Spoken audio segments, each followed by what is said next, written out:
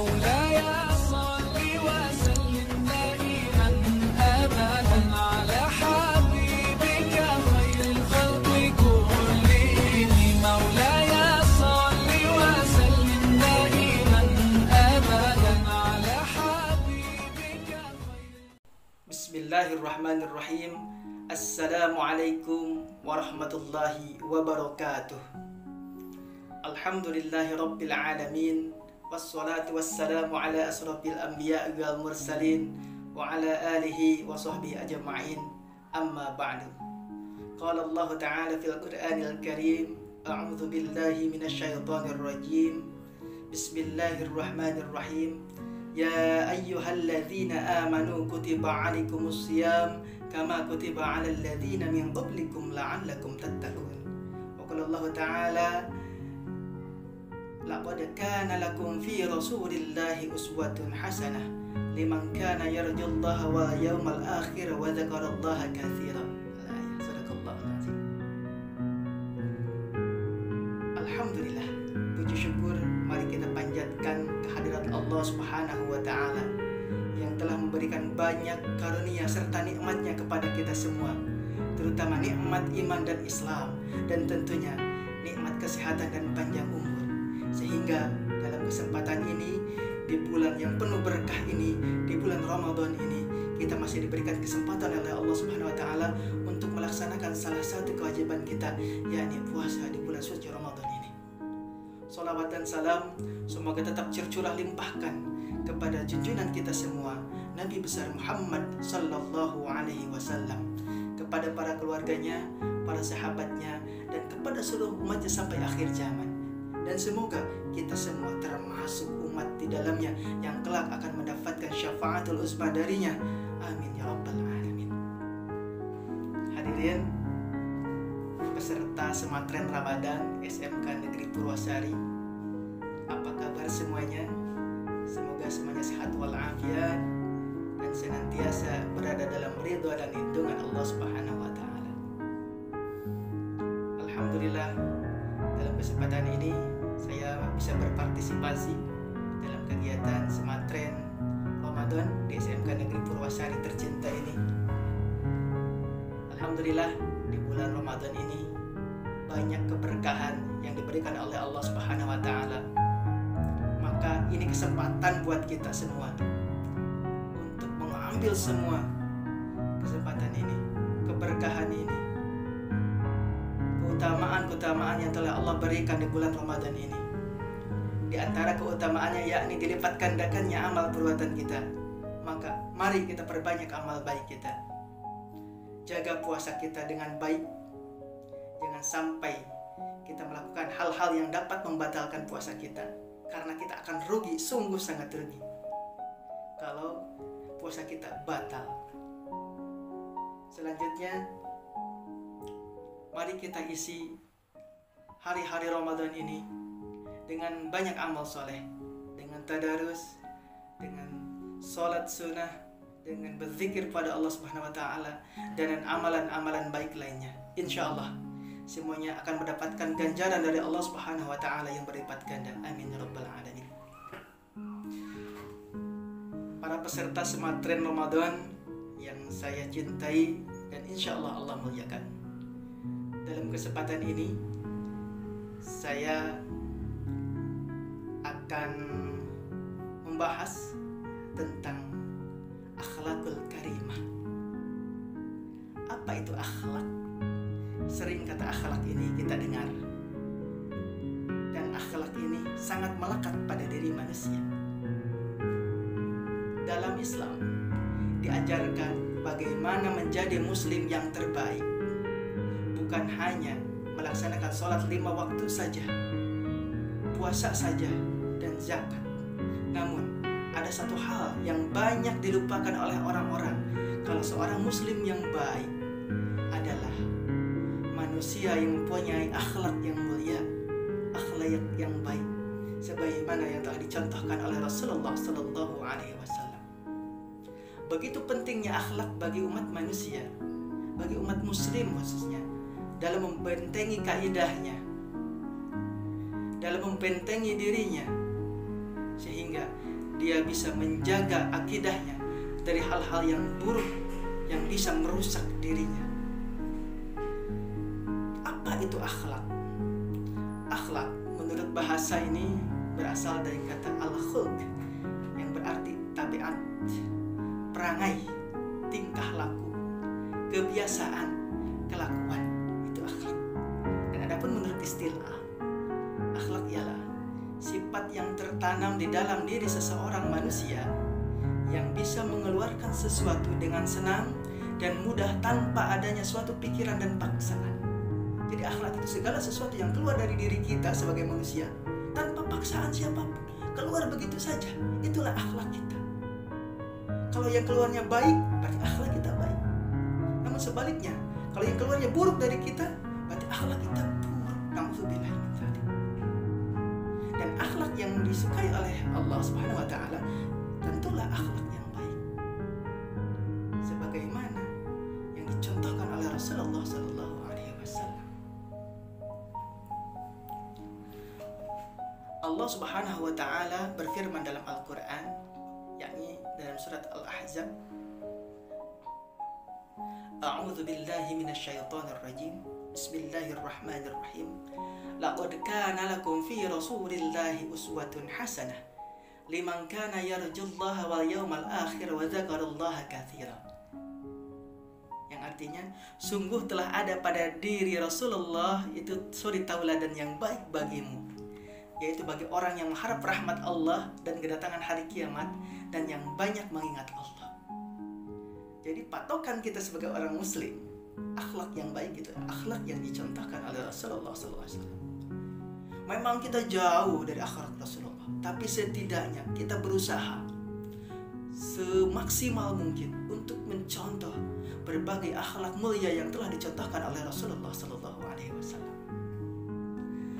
Akhlak itu sendiri secara umum terbagi menjadi dua. Tadi sudah saya sebutkan sebelumnya, yakni yang pertama yang disebut dengan akhlakul mahmudah, yakni akhlak yang baik. Yang kedua ada yang namanya akhlakul mazmumah, yakni akhlak yang buruk, akhlak yang jelek. Saya yakin anak-anakku sekalian, karena usianya sudah remaja menuju dewasa, pasti tentulah tahu mana akhlak yang baik, mana akhlak yang buruk. Tentunya mari kita sama-sama berusaha untuk membentengi diri kita dari akhlak-akhlak yang buruk. Dan sebaliknya, mari kita pacu diri kita untuk mengamalkan akhlak-akhlak yang baik. Adapun dalam kesempatan ini, saya akan menspesifikasikannya tentang akhlak kepada kedua orang tua. Kenapa? Ini sangat penting. Orang tua itu adalah sosok yang sangat berarti buat kita semua. Dengan syariatnya ada orang tua kita, maka hadirlah kita di dunia ini. Maka sudah sepantasnya kita untuk berbuat baik kepada kedua orang tua kita dengan cara berbakti kepadanya. Orang tua itu di dalam Islam memiliki kedudukan yang sangat tinggi. Setiap anak memiliki kewajiban untuk berbuat baik kepada kedua orang tuanya. Kasih sayang orang tua yang diberikan kepada kita anak-anaknya tidak akan pernah mampu kita bayar dengan materi sebanyak apapun. Oleh karena itu, kasih sayang orang tua, perhatiannya, pengorbanannya harus dibalas dengan perilaku baik kita kepada keduanya. Meskipun itu tidak sebanding dengan pengorbanan yang telah orang tua berikan kepada kita, namun setidaknya itu akan memberikan kebahagiaan tersendiri kepada kedua orang tua kita. Ketika akhlak anaknya baik, orang tua akan senang, akan nyaman, akan tentram dalam hidupnya. Semoga kita bisa mengamalkannya. Amin ya rabbal alamin. Allah Subhanahu wa taala berfirman dalam Al-Qur'an, yakni dalam Quran surat Al-Isra ayat 23 dan 24. A'udzu billahi minasyaitonir rajim. Bismillahirrahmanirrahim. Wa qada rabbuka alla ta'budu illa iyyahu wa bil walidaini ihsana. Imma yablughanna indakal kibaru ahaduhuma aw kilahuma fala taqul lahuma uffin wala tanharhuma wa qul lahuma qawlan karima wakhfid lahuma janahadz dzulli minar rahmati wa rabbirhamhuma kama rabbayani shaghira, yang artinya, dan Tuhanmu telah memerintahkan supaya kamu jangan menyembah selain Dia, dan hendaklah kamu berbuat baik kepada ibu bapakmu dengan sebaik-baiknya. Jika salah seorang di antara keduanya atau kedua-duanya sampai berumur lanjut dalam pemeliharaanmu, maka sekali-kali janganlah kamu mengatakan kepada keduanya perkataan "ah", dan janganlah kamu membentak mereka dan ucapkanlah kepada mereka perkataan yang mulia. Dan rendahkanlah dirimu terhadap mereka berdua dengan sepenuh kesayangan dan ucapkanlah, "Wahai Tuhanku, kasihanilah mereka keduanya sebagaimana mereka berdua telah mendidik aku di waktu kecil." Quran surat Al-Isra ayat 23 sampai 24. Di dalam ayat tersebut Allah memerintahkan kepada kita sebagai anak untuk senantiasa berbakti kepada kedua orang tua kita dengan cara yang baik, dengan cara yang mulia, dengan perkataan yang lemah lembut. Bahkan berkata "ah" pun itu dilarang oleh Allah. Kita membantah orang tua dengan hanya berkata "ah" itu dilarang, apalagi lebih daripada itu. Sungguh itu dosanya sangat besar. Maka dari itu, mari kita sama-sama berusaha untuk menjaga akhlak kita, adab kita, perilaku kita, untuk senantiasa berbuat baik kepada kedua orang tua kita. Dan sebisa mungkin rendahkanlah diri kita di hadapan kedua orang tua kita.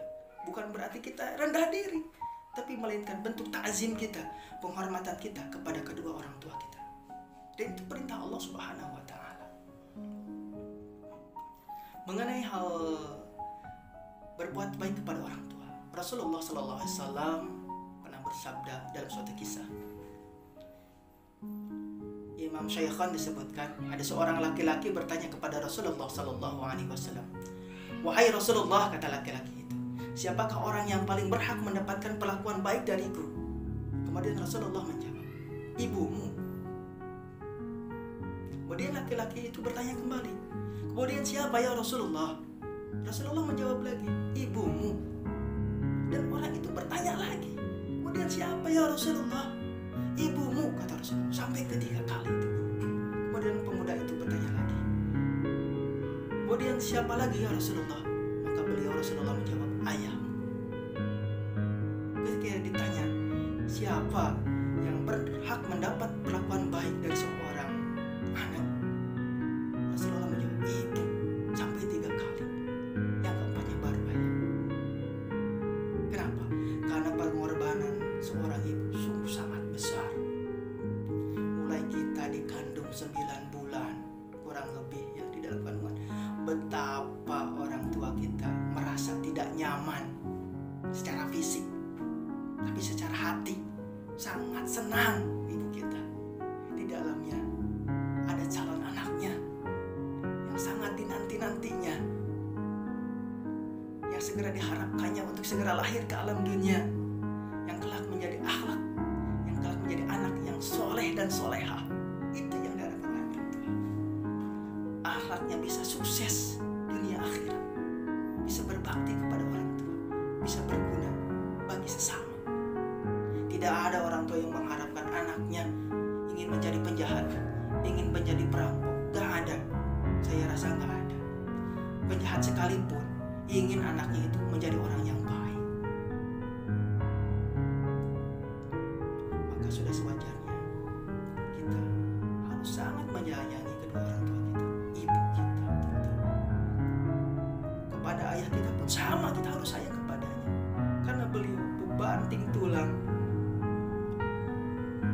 bekerja dari pagi istilahnya sampai malam, mencari rezeki untuk siapa? Untuk menafkahi anak istrinya. Kalaupun ada sedikit rezeki, pasti yang diutamakan ada anaknya, bukan yang lain. Ya itulah hebatnya orang tua. Betapa sayangnya kepada kita, anak-anaknya. Maka sudah sewajibnya kita sebagai anaknya untuk senantiasa berbakti kepada keduanya. Mutlak itu wajib bagi kita semua. Lantas bagaimana cara kita berbakti kepada orang tua? Tentulah kalian sudah tahu semuanya. Namun kita bahas di sini sedikit ya, beberapa hal. Beberapa perilaku yang dapat mencerminkan sikap kita hormat, patuh kepada kedua orang tua kita. Yang pertama, jika orang tua kita masih hidup, maka manfaatkan itu kesempatan kita masih bisa bertemu dengan orang tua. Baktikan diri kita semaksimal mungkin. Bikinlah orang tua kita bahagia karena diri kita. Bagaimana jika orang tua kita masih hidup? Cara berbakti kita kepada mereka. Di antaranya, ini harus sering kita lakukan nih. Pertama, mengucapkan salam saat kita akan meninggalkan beliau. Begitupun ketika kita akan berjumpa kembali dengan beliau. Misalnya berangkat sekolah, ucapkan salam, salim. Ya. Begitu pulang dari sekolah, assalamualaikum, salim lagi. Senang orang tua. Akhlaknya soleh. Yang kedua, dengan cara mendengarkan segala perkataannya dengan penuh rasa hormat dan rendah hati.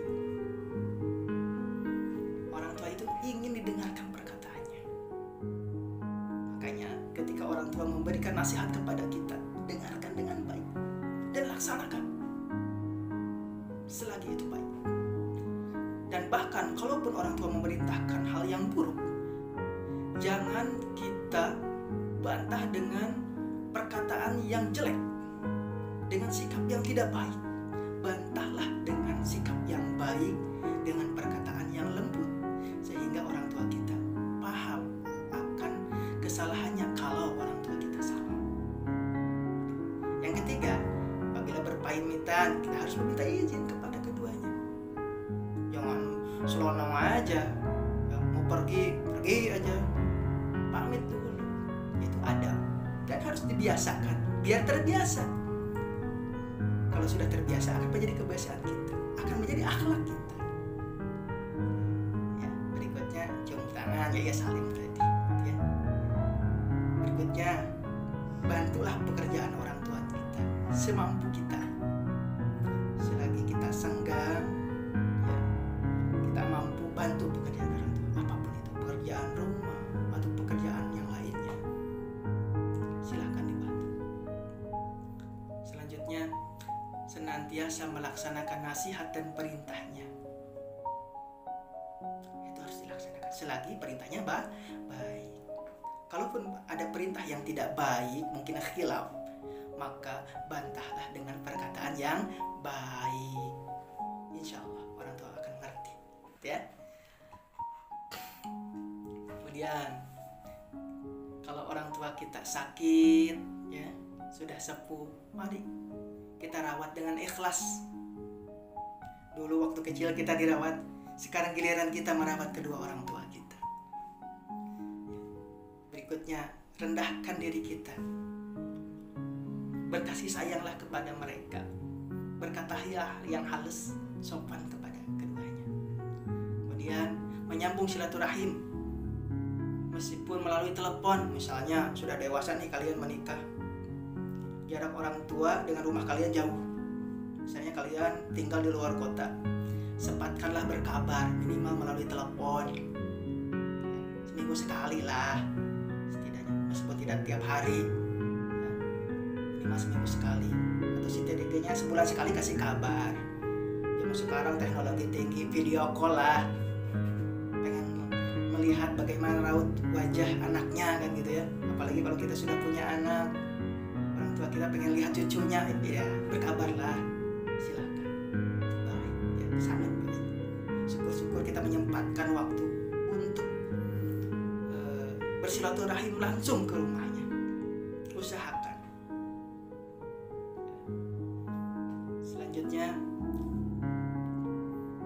berusaha memberikan sebagian rizki yang kita miliki kepada mereka, meskipun mereka tidak mengharapkannya, kita berikan. Bentuk kasih sayang kita. Orang tua tidak mengharapkan, tapi kalau diberi, wah sungguh sangat bahagia orang tua itu. Meskipun sedikit sangat bahagia. Anaknya berarti sudah punya kelebihan rizki kan gitu. Tenang, sehingga sampai-sampai bisa memberi kepada orang tuanya. Ya. Selanjutnya, selalu meminta doa restu kepada orang tua kita dalam menghadapi berbagai hal. Itulah beberapa perilaku yang mencerminkan kita hormat dan patuh kepada kedua orang tua kita selagi orang tua kita masih hidup. Selanjutnya, bagaimana jika orang tua kita telah meninggal dunia? Bagaimana cara kita berbakti kepada keduanya?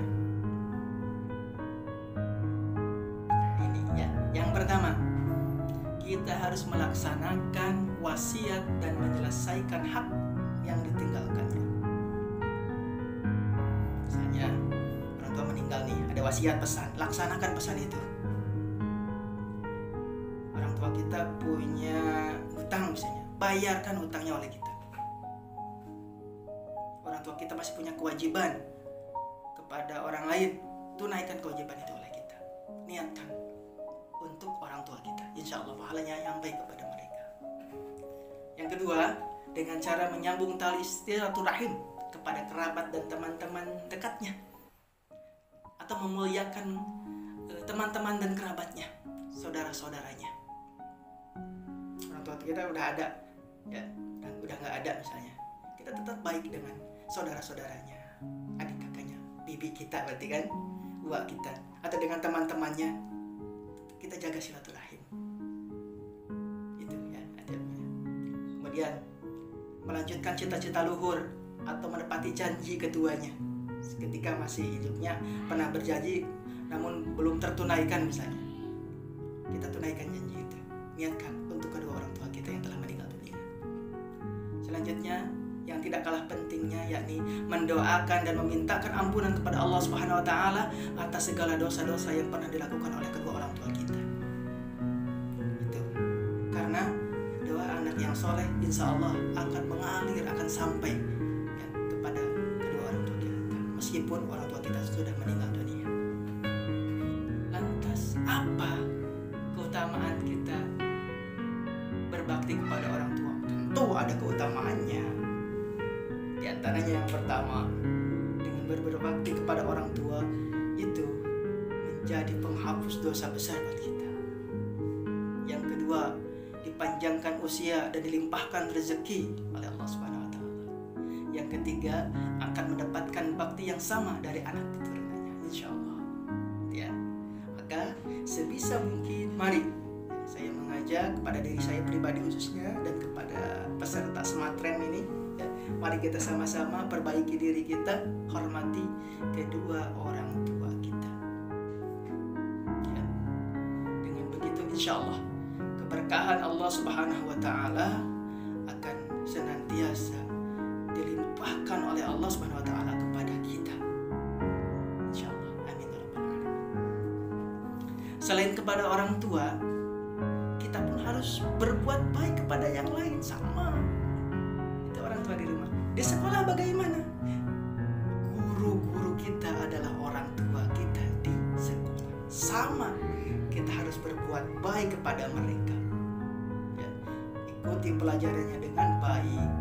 Hormati guru-guru kita. Taati perintahnya. Dengarkan nasihat-nasihatnya.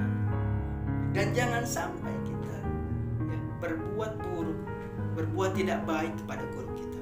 Jangan sampai kita mengejeknya, menghinanya, apalagi na'udzubillah, jangan sampai.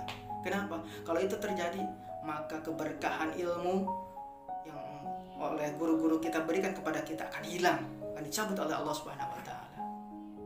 Ya, kalau kita berbuat tidak baik kepada guru kita. Namun sebaliknya, apabila kita berbuat baik kepada guru-guru kita, ta'zim, hormat, ikuti perintahnya, nasihatnya, insya Allah keberkahan ilmu akan diberikan oleh Allah Subhanahu wa taala kepada kita. Sehingga hidup kita kelak akan menjadi akan mendapatkan kehidupan yang penuh dengan keberkahan.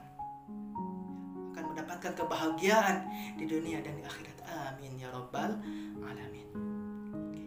Sebelum ditutup, ya, Bapak akan menyampaikan sedikit ya video tentang akhlak kepada orang tua. Silakan disimak.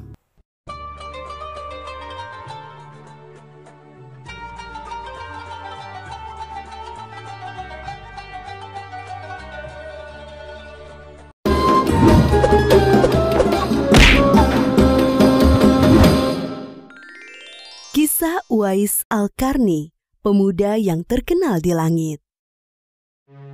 Kisah ini bercerita tentang seorang pemuda bernama Uwais Al-Qarni yang hidup pada zaman Nabi Muhammad SAW.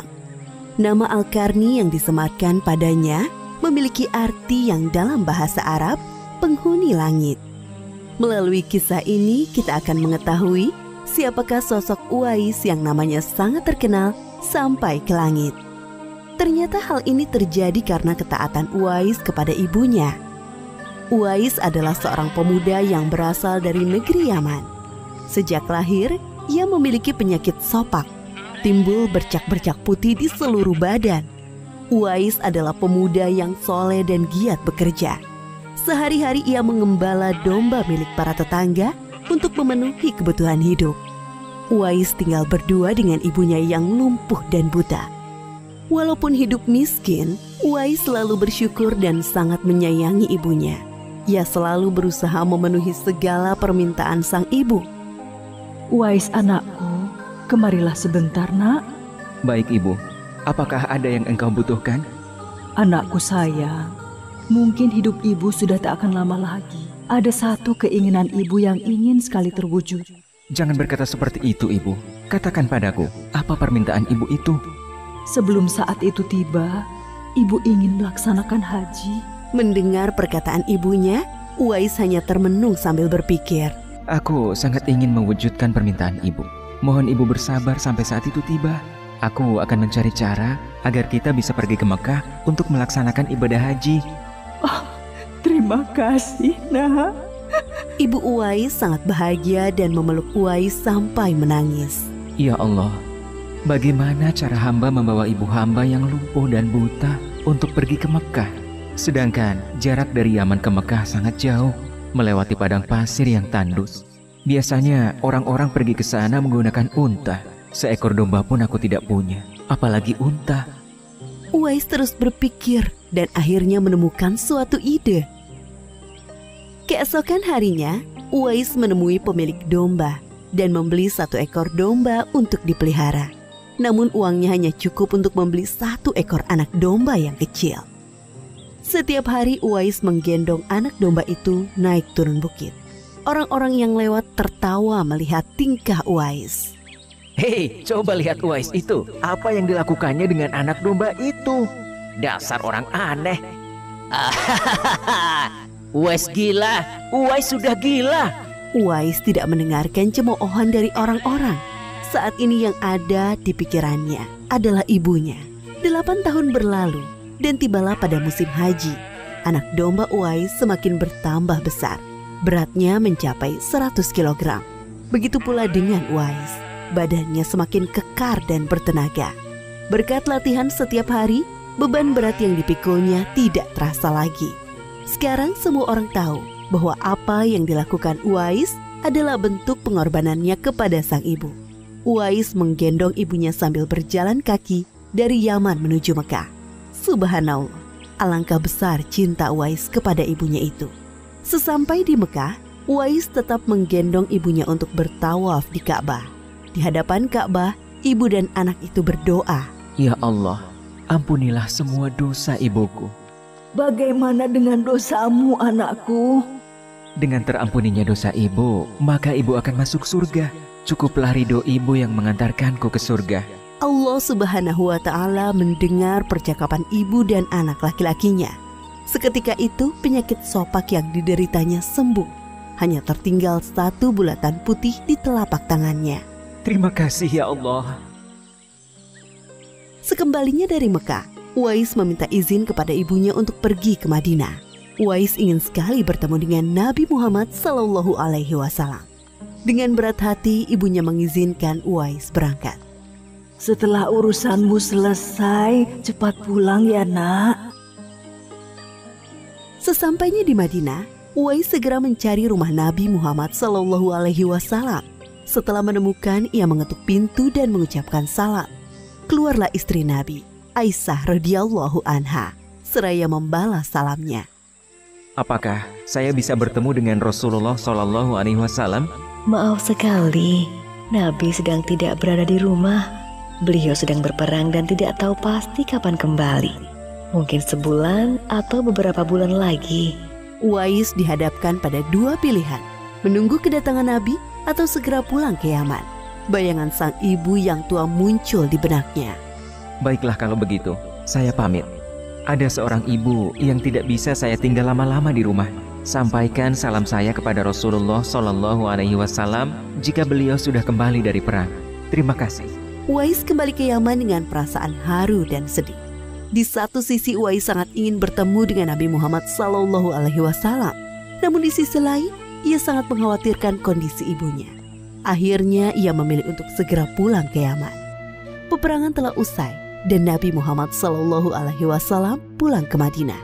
Aisyah radhiyallahu anha menceritakan perihal pemuda yang mencari beliau. Nabi mengatakan bahwa Uwais adalah pemuda yang sangat taat kepada ibunya. Karena ketaatan kepada ibunya itu, nama Uwais sangat terkenal di kalangan penduduk langit. Seperti yang tersebut dalam hadis Sahih Muslim Syarah An-Nawawi nomor 2542, dikatakan bahwa sebaik-baiknya tabi'in adalah Uwais Al-Qarni.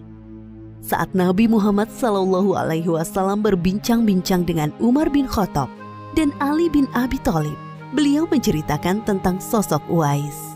Apabila kalian bertemu dengan Uwais, mintalah doa dan istighfar kepadanya. Dia adalah penghuni langit. Perhatikan di telapak tangannya ada tanda berwarna putih. Dulu sejak lahir ia menderita penyakit sobak. Namun atas kesalehan dan ketaatan kepada ibunya, Allah Subhanahu wa Ta'ala menyembuhkan penyakitnya. Sampai pada akhir kematian Uwais, terjadi hal yang menggemparkan. Banyak sekali orang yang hadir mengurus pemakamannya. Orang-orang itu adalah penduduk langit yang dikirim oleh Allah Subhanahu wa Ta'ala. Subhanallah, Maha Suci Allah, sungguh mulia sosok Uwais ini. Demikianlah kisah Uwais Al-Qarni, pemuda yang namanya terkenal di langit. Karena ketaatan pada ibunya, Allah Subhanahu wa Ta'ala meninggikan derajatnya. Dalam kisah ini dapat kita ambil pelajaran berharga bahwa kita harus berbakti kepada orang tua. Semoga kisah Uwais Al-Qarni ini menjadi pengingat agar kita selalu mendoakan kedua orang tua di setiap waktu dan menambah ketaatan kepada mereka. Itulah kisah Uwais Al-Qarni, ya, tabi'in ya, yang hidup pada zaman Rasulullah SAW. Beliau tidak pernah berjumpa dengan Rasulullah, namun beliau sangat dirindukan oleh penduduk langit. Itu kata Rasulullah SAW. Mudah-mudahan kita bisa mengambil pelajaran dari cerita tersebut, ya. Dan Bapak berdoa semoga kita semua menjadi anak-anak yang senantiasa berbakti kepada kedua orang tua kita, berbakti kepada guru-guru kita, dan senantiasa memberikan kemanfaatan kepada orang-orang yang ada di sekitar kita, sehingga hidup kita akan menjadi hidup yang penuh dengan manfaat dan kita akan mendapatkan kebahagiaan di dunia dan akhirat. Amin ya rabbal alamin. Demikian yang bisa Bapak sampaikan. Bapak mohon maaf atas segala kekurangan. Apabila ada perkataan yang kurang berkenan atau kurang nyaman didengar, sekali lagi mohon maaf. Dan terima kasih semuanya. Mudah-mudahan yang Bapak sampaikan sedikitnya memberikan banyak kemanfaatan dan Bapak berharap bisa diamalkan dalam kehidupan sehari-hari. Terima kasih semuanya. Selamat menjalankan kegiatan Smart Trend. Ya, mudah-mudahan lancar dan mudah-mudahan puasa kita ya senantiasa diterima oleh Allah Subhanahu wa Ta'ala dan kita bisa menuntaskan puasa ini sampai akhir Ramadan di tahun ini dan kita akan mendapatkan